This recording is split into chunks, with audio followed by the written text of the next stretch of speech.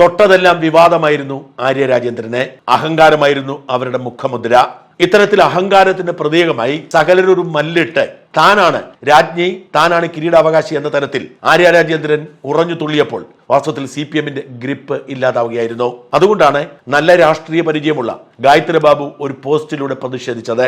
പാർട്ടിയേക്കാൾ വലുതാണ് എന്ന് കരുതിയ ആര്യ രാജേന്ദ്രനെ തന്റെ കീഴെയുള്ളവരോടെല്ലാം പുച്ഛം, തന്റെ മുകളിലുള്ളവരോടെല്ലാം അമിതമായ വിനയം, കരിയർ ബിൽഡ് ചെയ്യുന്നതിന് വേണ്ടി മേയർ ഓഫീസിനെ ഉപയോഗിക്കുന്നതിലെ ശുഷ്കാന്തി, ഇത്തരത്തിൽ ആര്യ രാജേന്ദ്രന്റെ കുറ്റങ്ങൾ എണ്ണി പറഞ്ഞ് ഗായത്രി ബാബു ഇട്ട പോസ്റ്റ് പിൻവലിക്കേണ്ടി വന്നെങ്കിലും അതൊരു യാഥാർത്ഥ്യമാണ്. സകല നാട്ടുകാരെയും വെറുപ്പിച്ച് മേയർ ഓഫീസിനെ സ്വന്തം കരിയർ ഡെവലപ്പ് ചെയ്യാനുള്ള ഒരു വേദിയാക്കി മാറ്റി.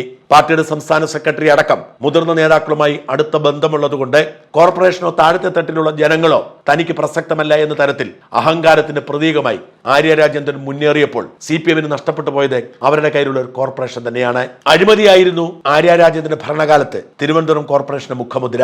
അവർ വ്യക്തിപരമായി നേട്ടമുണ്ടാക്കിയോ അതോ പാർട്ടിയിലെ ചില താൽപര്യ കക്ഷികൾക്ക് നേട്ടമുണ്ടാക്കാൻ നിന്നുകൊടുത്തോ എന്നതിനെ കുറിച്ച് മാത്രമേ നിശ്ചയമില്ലാത്തതുള്ളൂ. തിരുവനന്തപുരം കോർപ്പറേഷന് കീഴിലുള്ള നിയമനങ്ങളിൽ പാർട്ടിക്കാരെ ശുപാർശ ചെയ്യാൻ പാർട്ടി സെക്രട്ടറിക്ക് മേയർ തന്റെ ഔദ്യോഗിക ലെറ്റർപാടിൽ കത്തയച്ചത്രയും എത്തിയിരുന്നു അവരുടെ പാപ്പരത്തം. കോവിഡ് കാലത്ത് നടക്കാത്ത ആറ്റുകാൽ പൊങ്കാലയുടെ ശുദ്ധീകരണത്തിന്റെ പേരിൽ പണം എഴുതി മാറ്റിയതിന്റെ പേരിലും പട്ടികജാതി പട്ടികവർഗ ഫണ്ട് തട്ടിച്ചതിന്റെ പേരിലും LED ബൾബ് അഴിമതി നടത്തിയതിന്റെ പേരിലും രേഖകളില്ലാതെ നികുതി പിരിച്ചതിന്റെ പേരിലുമൊക്കെ ഇവർ വിവാദത്തിലായി.